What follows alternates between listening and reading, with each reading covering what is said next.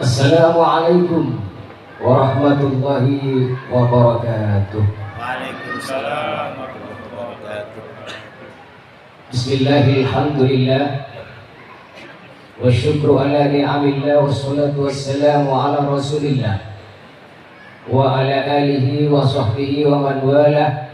La hawla wa la quwwata illa billah. Subhanaka la ilma lana illa ma 'allamtana innaka antal alimul hakim.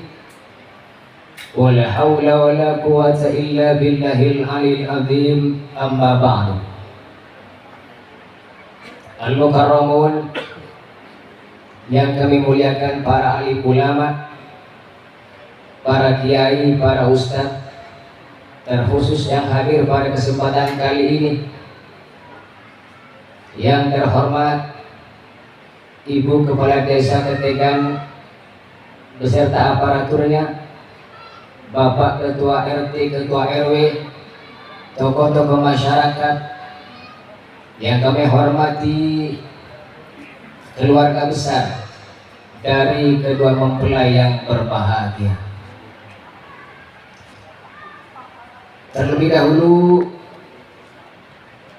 tiada ungkapan yang patut kita sampaikan melainkan puji syukur kehadirat Allah Subhanahu wa taala dengan ucapan alhamdulillahirabbil alamin, karena atas nikmat dan rahmat Allah Subhanahu wa taala kita pada malam ini dapat menghadiri undangan sahibul hajah atau sahibul walimah dalam rangka acara walimatul urus atas pernikahan Mas Muhammad Taufik dengan Mbak Ulum.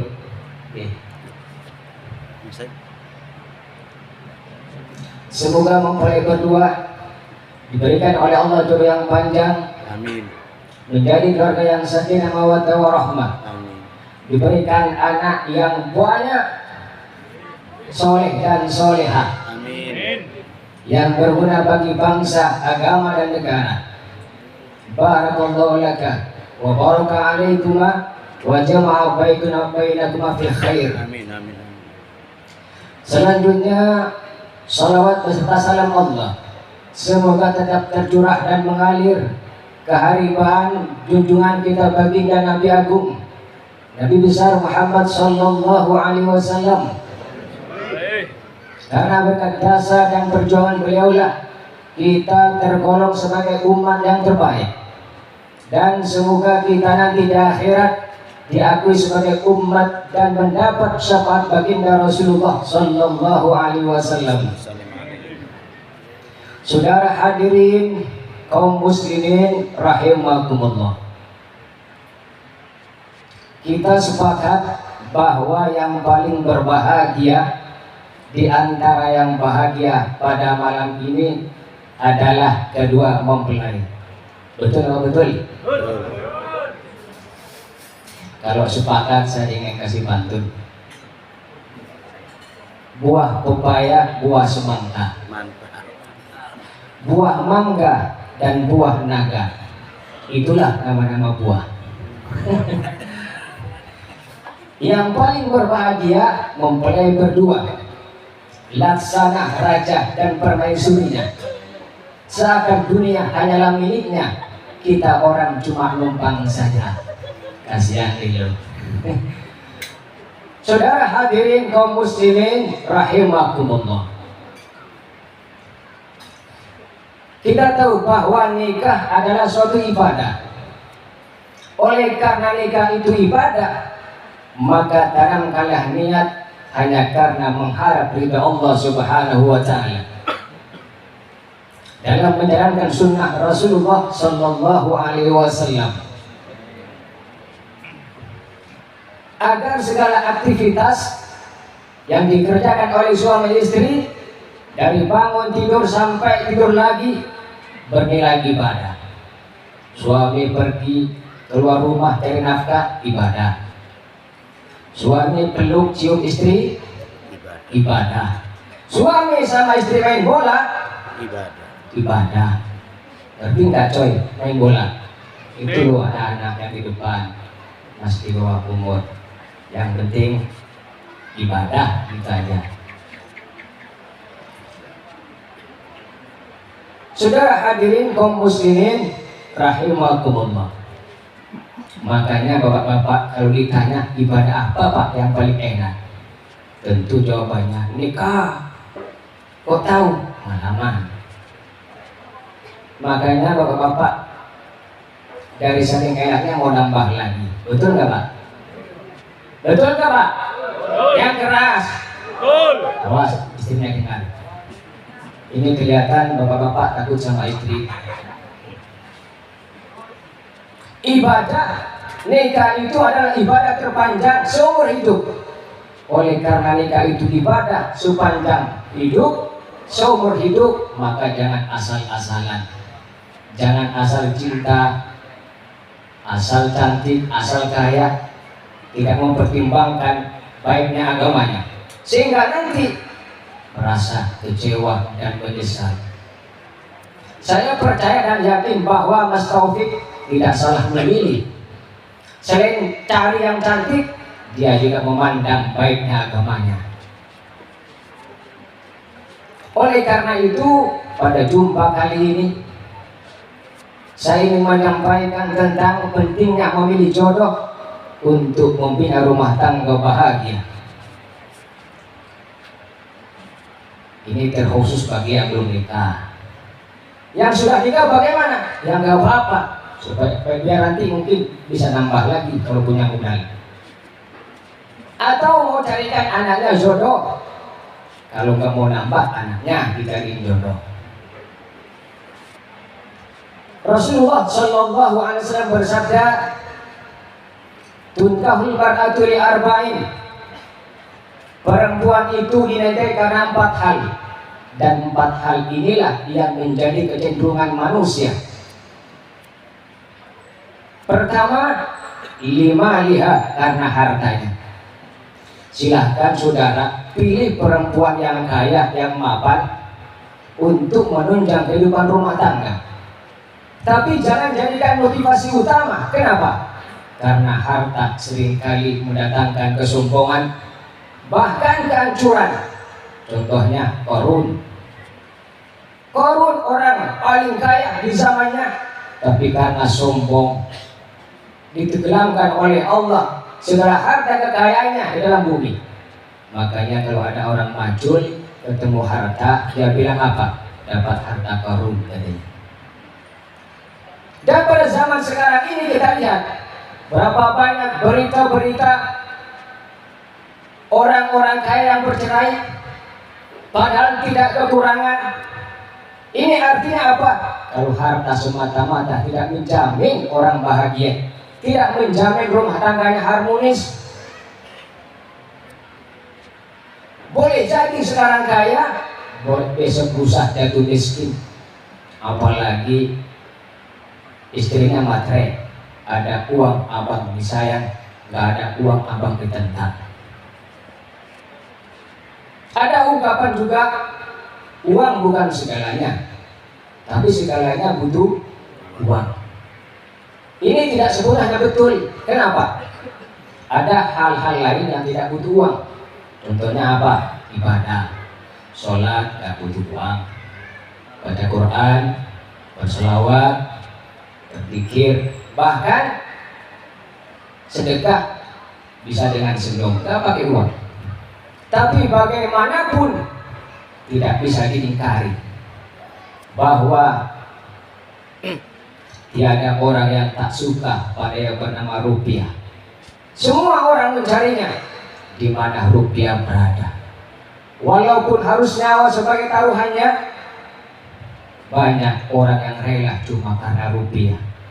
Memang sungguh luar biasa itu pengaruhnya rupiah. Betul apa betul? Sering karena rupiah saudara jadi pecah. Sering karena rupiah jadi pertumpahan darah. Memang karena rupiah megah. Kalau tidak ada rupiah, orang menjadi susah.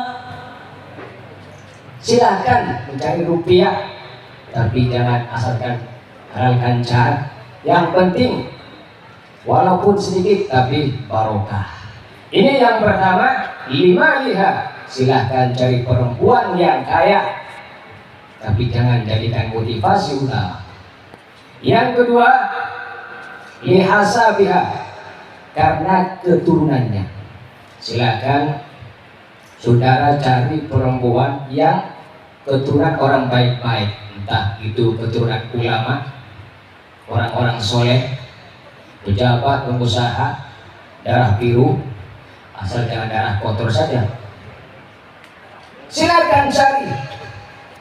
Apa tujuannya? Minimal, ibarat pepatah mengatakan buah jatuh tidak jauh dari pohonnya. Artinya apa? Watak dan kepribadian seorang anak tidak jauh dari orang tuanya. Tapi jangan sampai punya tujuan menikah dengan perempuan keturunan orang baik-baik cuma ingin numpang kemuliaan, mencari derajat, ingin dihormati. Ini salah besar. Kenapa? Karena kepribadian seseorang, kebesaran seseorang tidak dengan cara menempel kepada orang lain, tapi karena dia sendiri punya kepribadian yang baik, akhlak yang mulia, dan ilmu yang tinggi. Apalagi mencari keturunan orang yang punya jabatan, padahal jabatan itu maksimal berapa? 5 tahun. Pernikahan seumur hidup. Kalau karena jabatan, selesai punya jabatan, maka selesai rumah tangga sampai di situ. Makanya jangan sampai menjadikan satu-satunya pilihan dalam memilih pasangan melihat dari faktor keturunan. Kekayaan serta jabatan tidaklah merupakan ukuran, hanya takwa dan keimanan nilai manusia di depan Tuhan. Betul Pak? Betul? Saudara hadirin kaum muslimin rahimakumullah. Yang ketiga, lizamaniha, karena cantiknya. Silakan yang mau nambah istri lagi, saya nggak nyuruh, cuma ngasih saran saja. Cari yang cantik, secantik-cantiknya, yang menarik, yang aduhai, yang mempesona, silakan. Tapi jangan jadikan pilihan utama. Kenapa? Karena cantik itu relatif, tergantung siapa yang memandang. Ada yang suka hidungnya mancung, ada yang suka kulitnya putih, ada yang suka bodinya kayak gitar Spanyol. Tergantung siapa yang melihat. Dan cantik itu relatif, maksud saya temporer, berubah oleh pergeseran masa dan pertukaran waktu. Tidak akan selamanya cantik terus, semakin tua semakin berkurang cantiknya. Oke lah, mungkin pengantin baru segalanya serba indah, segalanya kalau panggil serba sayang. Kenapa sayang? Mau kemana Ian? Semuanya sayang. Tapi kalau sudah punya banyak anak, kalau tidak karena faktor akhlaknya, maka perempuan tidak akan bisa dipandang dengan pandangan yang menyenangkan. Punya anak 2 perempuan sudah mulai kusut, muka juga sudah keriput. Punya anak 3, sudahlah, onderdil sudah mulai don. Tidak bisa bertahan selamanya kalau karena cantiknya saja. Perempuan itu ibarat bunga, tumbuh, bersemi, mekar, kemudian layu, menguning, dan jatuh ke bumi. Yang tidak pernah layu, bunga plastik. Makanya banyak perempuan yang mempertahankan kecantikannya operasi plastik. Ini sudah menyimpang dari syariat. Buat apa? Memang berhias perlu, cantik pun perlu, untuk gairah cinta, akhlak mulia, hiasan yang utama.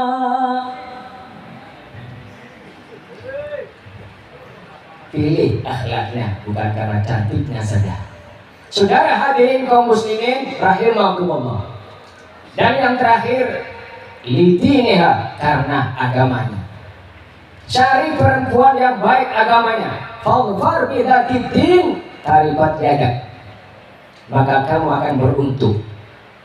Ada jaminan dari Rasul, kalau memilih agamanya akan hidup beruntung dan bahagia. Kalau karena harta, karena cantik, karena keturunan, tidak ada jaminan dari Rasulullah Sallallahu Alaihi Wasallam. Bagaimana ciri-cirinya wanita yang baik agamanya? Pertama, rajin ibadah sholatnya. Yang kedua, rajin ibadah puasa Ramadan. Yang ketiga, pandai menjaga kehormatannya, tidak suka bergaul dengan laki-laki yang bukan muhrimnya. Dan yang keempat, dia taat kepada suaminya, tentunya kalau sudah menikah. Dan perempuan macam ini dipersilahkan oleh Allah masuk ke dalam surga dari pintu mana saja yang dia kehendaki. Istimewa sekali perempuan macam ini. Inilah yang disebut dengan wanita salihah. Ad-dunya mata'un wa khairu mata'ya al-mar'atus salihah.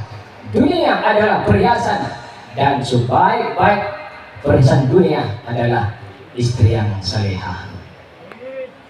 Hanya istri yang beriman bisa dijadikan teman dalam tiap kesusahan, selalu jadi hiburan.